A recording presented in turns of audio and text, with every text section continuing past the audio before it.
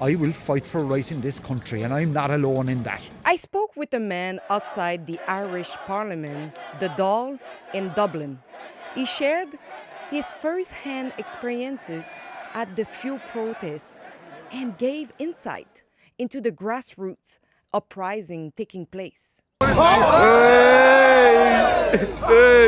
Alexa Lavoie for Rebel News, and last week, my producer, Efrain Flores Mosento, and I traveled to Ireland to give a voice to the Irish working class, farmers and truckers who dare to stand their ground against a government that is crushing them with heavy fuel taxes.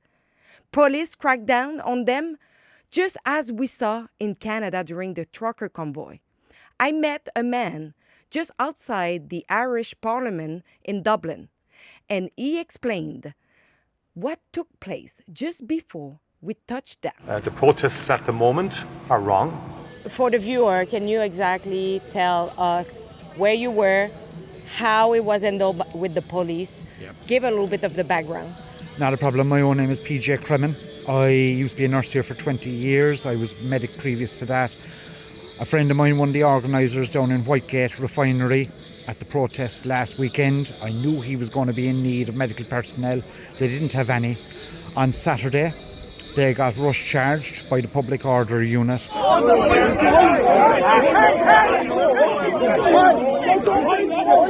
They tried to move a couple of hundred people through an area that wasn't fit to move them.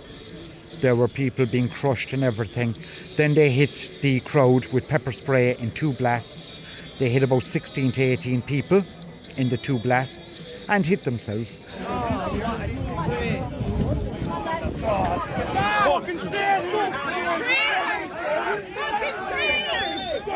And as a medic, I treated about 11 or 12 of them on Saturday.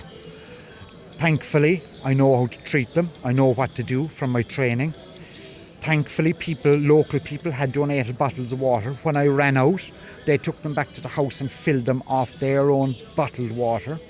And only for that, there would have been people much worse injured on that Saturday.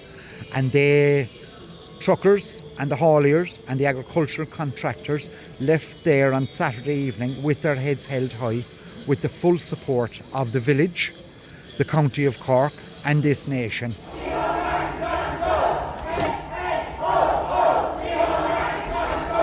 They knew they had stood for right, and we're here today at 3:30 again standing for right, and this is not the beginning of the end. This isn't even the middle of the end of the beginning. The great or only great James Connolly said, "For we are on our knees." Last Saturday, about 1,000 men in Cork and Whitegate got off one knee and frightened this country. And now more of us are getting together in every country and parish throughout this country. And we are going to sort it. He doesn't even know how to drive it, boys. 750 million was announced. The government last year spent 725 million to save RTE. They think less of you, me, our mothers, fathers, brothers and sisters than they do of saving a TV and radio station. There's 10 cents gone off diesel and petrol. There's 9 cents went on the pumps last night. We are running to stand still. We can't do it forever. My own son is severely autistic, who I left on that Saturday, who's peg-fed via a tube. But my partner was taking care of him. I knew he was under good care. But he's been deserted of services as a child. He's 9 months without any home respite care. We've had 1 night off in 9 years. That's our life, that's our living. That's why I'm here today. Not for me, for every other man that's around me here, for all of our children and all of our partners that are at home, to make this country a better place. When the police did crack down, which law, which article of the law that they used to do that? The Public Order Act. And in fact, they were talking to the protesters during the week. There was a very good negotiator who I met Saturday evening, a sergeant in a city police station, City Garda station, and he was very good. But unfortunately, there was other guards there who did not have the same conciliatory viewpoint as him, that they didn't want dialogue, they didn't want discussion, they didn't want debate. They have a fourth stage which is called escalation in their process. They have a fifth one that they don't talk about. It's C for charge. And they charged on Saturday. And I had to treat a 14-year-old child and his father who were hit by pepper spray. Poor young lad that got pepper sprayed yesterday. Thank God he's around to tell the tale. Are your eyes alright? Was it sore? Yeah. Eyes? Yeah. What else? What's the eyes? What about your nose? No. You get a fright? Yeah. Sorry to hear that. Thank God you're around to tell the tale. Here, lady, why? This is the man that got pepper sprayed yesterday, protesting for the Irish people below in Whitegate. Fair play to him, why? And he's alive to tell the tale. Fair fucking play, lads. People will say a 14-year-old child should not be there. That child wanted to stand up for this country. That child showed more bravery in that action. And he was back out on Sunday in Cork City. That child shows that he was a bigger man than a hell of a lot of the politicians in that building there. And those lads there in their uniforms who are taking a wage for this. Every man has a price. In Ireland, we are rapidly learning how low some people's prices are. What will happen if the government is not failing today? Civil disobedience on a grand scale, organised parish by parish, county by county. And we will have to become more organised. We will have to stand up together, because this is what's coming against us, is organisation. There's a whole policing plan for this event today. The public order unit, I hear anecdotally, were training down below at Naas this morning. They have loaded riot shields and they have loaded helmets. This, of course, is all anecdotal. But you don't tool up just to be sociable. A man doesn't bring a gun to a gunfight just because he's wanting to have words with a fella. We don't know what we're facing today. And do the people here in Ireland realize that your movement is now crossing borders? We are seeing other places that they are doing the same thing. France, Germany, the UK, yes we do. Yes we do. And this deal was not a deal. Micheál Martin, who was at a wedding down in Glengarriff in West County Cork on Saturday, wasn't even at the helm of this country when Whitegate went down. This was not a deal. He had to go to the EU for approval for this deal. This is not a deal. This is an instruction from Ursula von der Leyen, so the French farmers and everybody else doesn't get upset because we're the touch fuse for this.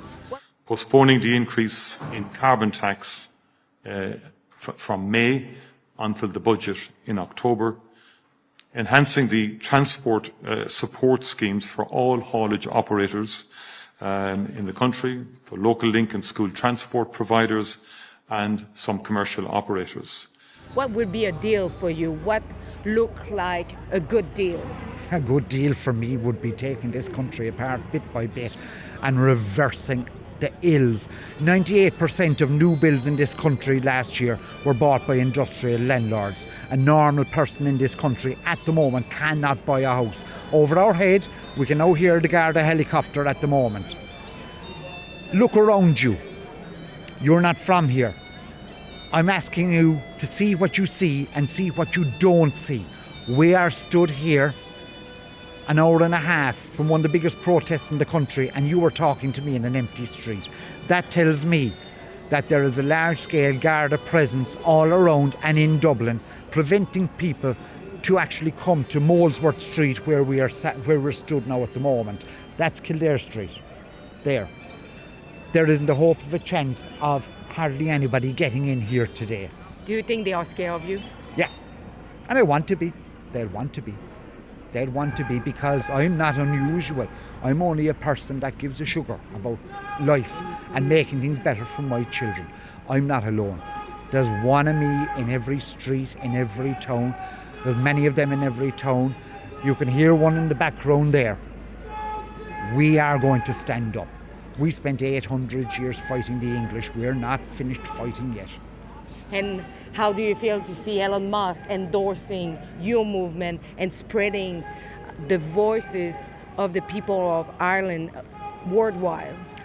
There's no such thing in life as bad publicity. There's no such thing in life as bad publicity.